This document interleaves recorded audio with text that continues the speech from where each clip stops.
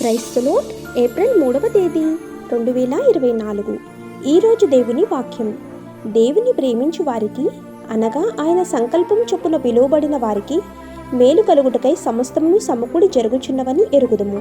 రోమీలకు రాసిన పత్రిక 8వ అధ్యాయం 28వ వచనం.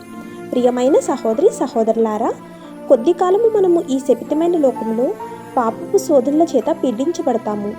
ఈ మృతతుల్యమైన శరీరము సృష్టితో పాటు మనం కూడా దుఃఖంతో ఉంటాము. మన తండ్రి కూడా ఆయన ఆత్మలో ఆయన చేసిన మనుషులు పాపంలో బంధించబడినప్పుడు వేదనతో మూలుగుచున్నాడు.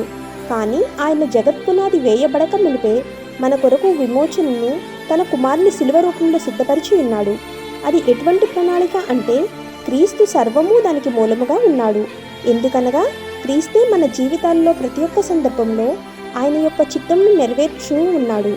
అది కీడు అయినప్పటికీ మంచి అయినప్పటికీ ఆయన శోధించి మనలను సంపూర్ణంగా చేసేందుకు అన్ని విషయాల్లో ఆయన మన ఎడ్ల భారము కలిగి ఉన్నాడు. ఆమేన్. God bless you.